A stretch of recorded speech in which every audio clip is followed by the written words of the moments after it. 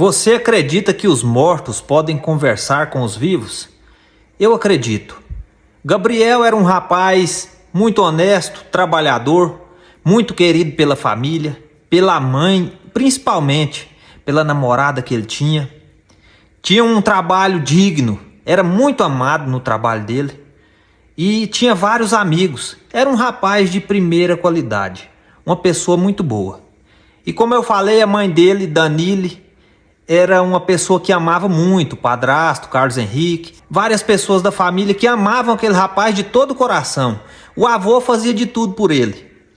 E um certo dia ele chegou do trabalho muito cansado e já estava deitado ali para descansar, para dormir. Cedo da noite, 9h30.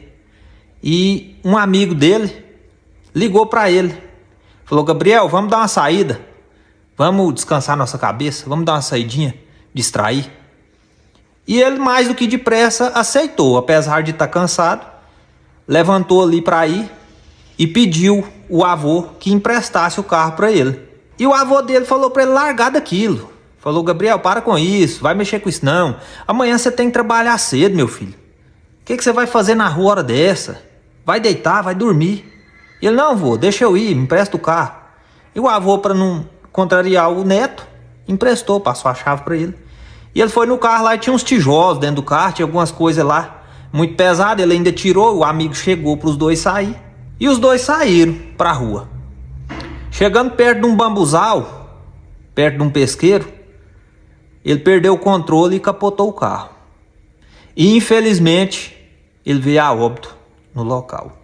O amigo que chamou ele para sair sofreu graves ferimentos, foi hospitalizado, mas conseguiu sobreviver e hoje em dia está bem.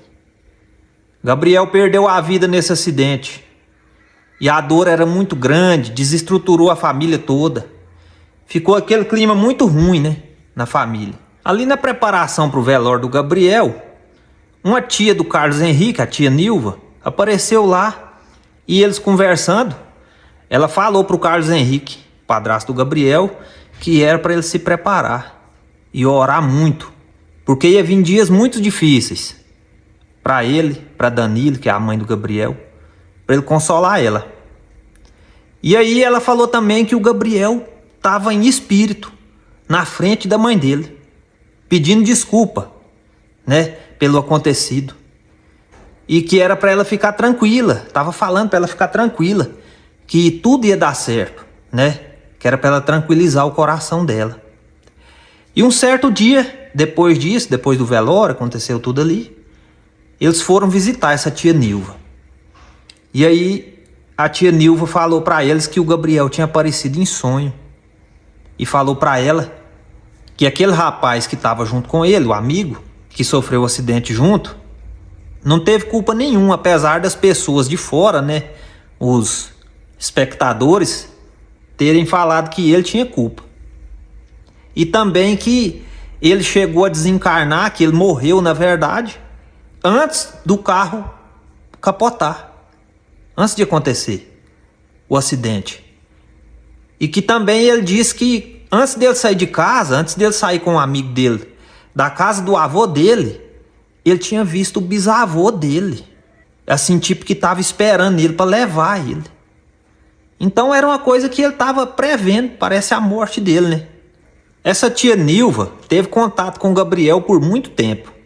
E até ele ficou próximo da família ali por um bom tempo, ajudando a irmã que teve problemas com os amigos, vida torta, né, pelo jeito.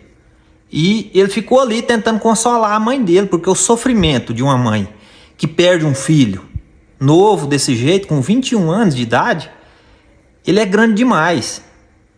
E um certo dia, em oração, a mãe dele sentiu a presença dele e falou para ele, em oração, que era para ele partir, que ela dava conta do recado, que ela conseguia viver com a perda dele. E a partir desse momento o relato fala aqui que pararam de sentir a presença dele. Enfim, o Gabriel descansou, né? Teve o descanso. Porque a alma da gente, eu acredito que ela fica apegada nos parentes. Eu mesmo já tive um sonho, uma vez que eu tinha partido, né? Que eu tinha falecido. E que eu vi a minha mãe Eu via minha mãe, assim, sabe? E eu tentava conversar com ela, eu gritava forte. E eu não conseguia conversar com ela, parece que tinha uma parede que impedia eu de ver minha mãe, de conversar. E eu via no sonho o sofrimento da minha mãe. E eu acho que assim mesmo foi o Gabriel com a Danile. E eu quero agradecer eles de coração pela história. Uma história que é verídica, eu acredito neles. Porque me passaram uma verdade muito grande, eu acredito que seja verídica, né? E deixar o meu abraço e os meus sentimentos a Danile e a toda a família, né? Que confiou, me deu os nomes todinhos aí, da Laura, a irmã, que eu esqueci de mencionar, né? E agradecer a eles pela confiança de me deixar, de autorizar eu contar essa história e trazer aqui para vocês, todo mundo. Um abraço, um beijo de coração, meus sentimentos a vocês, Danile, Carlos Henrique e a toda a família. Quiser mandar historinha como essa aí, você que está me assistindo, pode mandar no privado, pode ir no comentário aí, que eu vou estar contando a sua história aqui. Deus abençoe, um abraço do Tonho Gambira. Deixa aquele joinha mais que especial.